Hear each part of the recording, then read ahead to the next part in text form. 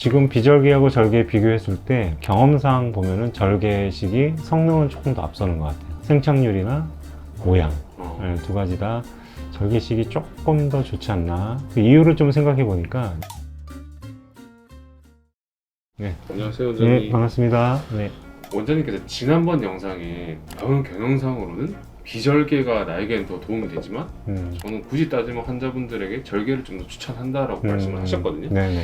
그래서 오늘 이 시간을 통해서 원장님이 왜 비절개보다 절개 방식을 좀 더 선호하는지 그 이유에 대해서 얘기를 좀 해보려고 합니다. 네네. 제가 비절개 방식을 나쁘게 얘기하는 건 아니고요. 네, 비절개 방식은 분명히 장점이 있고 또 최근에는 결과도 굉장히 잘 나오고 있는 그런 시술법이기 때문에 비절개 방식을 이제 평가절하하는 건 아니고 두 가지를 비교했을 때 절개 방식이 가성비라는 면에서 굉장히 메리트가 있다고 저는 생각을 하고요. 예전에는 흉이 크게 남는 경우가 많아서 이제 좀 싫어하거나 이제 걱정하는 경우가 있었는데 최근에는 이제 흉터도 거의 손금처럼 하나 있을 정도로 이렇게 나오기 때문에 흉이 걱정이었던 분들이 많이 걱정이 해소된 편이고 한두 푼 하는 수술이 아니잖아요. 그렇죠. 굉장히 좀 고가의 수술이고 그러다 보니까 이제 고민도 굉장히 많게 되고 그래서 저는 가성비 굉장히 중요하다고 생각을 합니다. 네네. 그래서 지금 비절개하고 절개 비교했을 때 경험상 보면은 절개식이 성능은 조금 더 앞서는 것 같아요. 그러니까, 성능. 성능이라면 생착률이나 모양 두 가지 다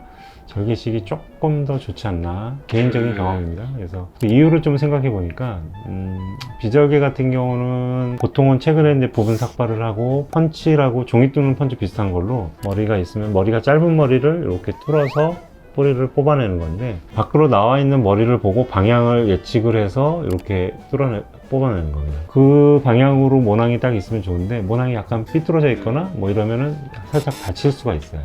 그러다 보니까 아무래도 생착률이 조금 떨어지는 거 아닌가 이런 생각이 들고 절개는 이렇게 띄어낸 절편을 현미경을 보면서 눈으로 이렇게 나누는 거죠. 그러니까 모낭이 다칠 가능성이 거의 없고 굉장히 높은 생착률을 보인다고 보입니다. 우리 생착률 차이가 몇 프로 정도 차이가 나요? 개인적인 경험으로는 5에서 10% 정도 차이 나는 것 같아요.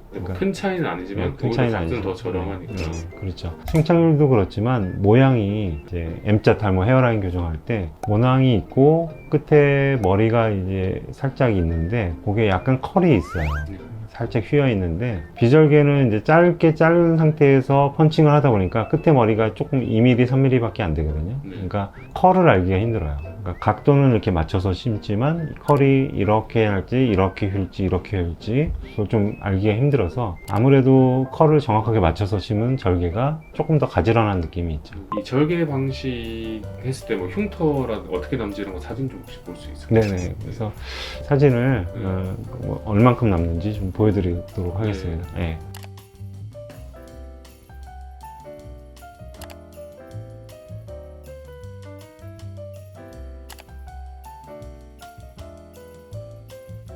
아, 이렇게 남는군요. 남자들 여는데 막 하얗게 잘 밀잖아요. 네네. 그래도 이 흉터가 잘 티가 안 나요. 잘 안 보입니다. 완전 삭발을 해가지고 하면은 손금처럼 보이지만 모발의 길이가 한 4mm 정도만 돼도 잘 안 보입니다. 투블럭 하는데 별로 지장 없다 이렇게 보시면 되죠. 그런 것 같네요. 그럼 환자분들이 원장한테 상담하러 오실 때 보통 비절개를 많이 하고 오세요? 아니면 절개를 많이 하고 오세요? 한 반반 정도 되시는 것 같아요. 그래서 비절개가 워낙에 또 장점이 있지 않습니까? 비절개는 이제 긴 흉이 안 나는다는 장점이 있고 아무래도 이제 칼을 안 대다 보니까 일상생활은 절개식이나 비절개나 거의 다음 날부터 대부분 하세요. 근데 이제 운동이라든지 뭐 이런 거는 절개식은 조금 더 시간이 걸리는데 비절개는 조금 더 빨리 하는 장점이 있고요. 또 단점, 비절개의 단점이라고 하면 뒤에 요즘 부분 삭발 많이 하거든요. 예전에는 무삭발이라고 해서 이제 하나 잡아가지고 하나 뽑고 뭐 이런 것들을 한동안 그게 좀 5년 정도 전에 유행했었는데 최근엔 또 그 잘 안 하고 부분 삭발하고 그러니까 비절개에서도 가성비가 이게 좋은 거죠. 무삭발보다. 그래서 부분 삭발을 하는데 삭발한 부위가 이제 생활하는데 고민이 돼서 어떻게 다니느냐 이런 분들 많이 있으세요. 예전에는 부분 가발을 댔어요. 자기 머리가 이렇게 가려진 밑에다가 부분 가발을 대서 가렸는데 요즘은 이제 붙임머리들 많이 하세요. 시술한 다음날 미용실에서 붙임머리에 이렇게 붙이면 거의 감쪽같이 가려지니까 비절개도 괜찮은 방식이죠.